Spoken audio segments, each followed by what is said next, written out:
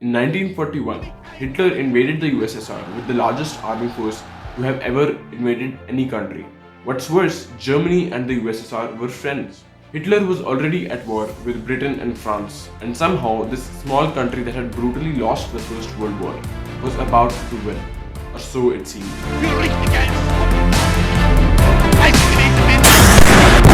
Эту войну освободительную.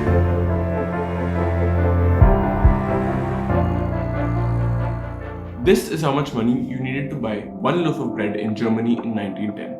To buy the same loaf of bread in 1928, you needed that much money. And that is because of hyperinflation. That is because Germany lost World War I.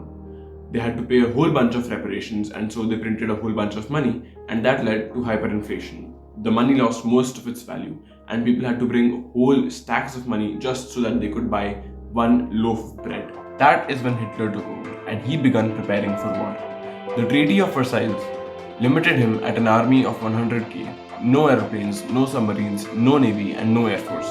And yet, he broke all of those rules.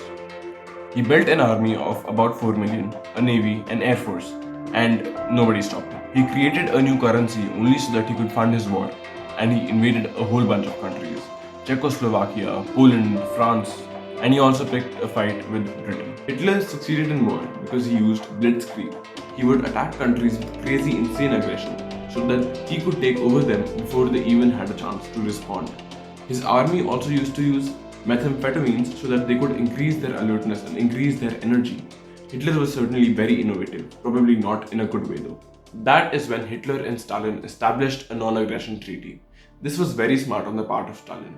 Ever since 1925, he had been foreseeing a war, and so he planned that Hitler would fight it out with the Western powers and he would come in at the end to take the remains. But this plan was going to backfire very badly. He only realized a lot later that the West had a very similar strategy when it came to Hitler and Stalin. Stalin provided Hitler with food and supplies in exchange for goods, while Hitler prepared to attack Stalin, and the West waited for both of them to destroy each other so that they could come in at the end.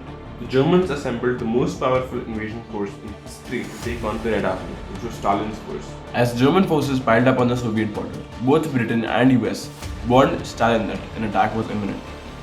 Stalin didn't trust many people, but for some reason he trusted Hitler. He didn't think that Hitler would attack him, and he was very, very, very wrong. Germany invaded the USSR on June 22, 1941.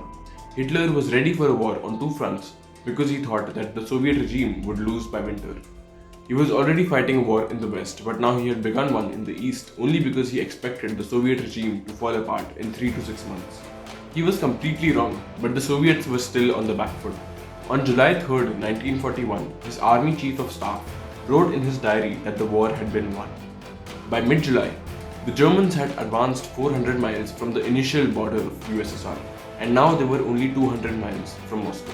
The Red Army also used the scorched earth policy, which slowed down the Nazis. As they were retreating, they were also destroying everything on the way. They did not leave any food or supplies or resources for the Nazis to use. This way, they got slowed down little by little. This was when Hitler called for a temporary halt to the German push in the center, but it was going to be a big mistake.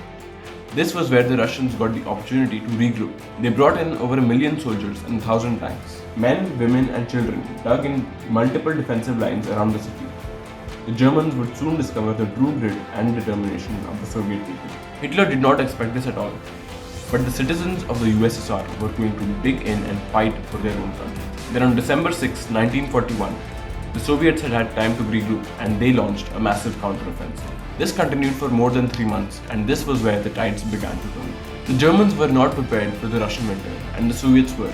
For most of 1942, it had seemed quite likely that Germany would win. But here is where the tides began to turn.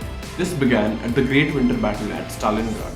This was one of the main turning points of the Second World War, and where Hitler experienced his first major defeat. This was where he lost the Sixth Army. The Sixth Army was Germany's strongest, largest, and most battle-hardened army, and they were all either captured or killed during this war.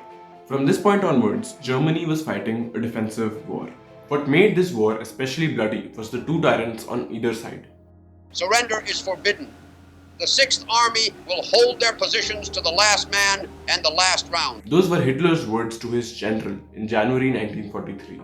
Stalin, on the other hand, was not ready to give up either. He installed a line of shooters behind his most frontline army so that they could shoot them if they tried to flee or if they lagged in the fight.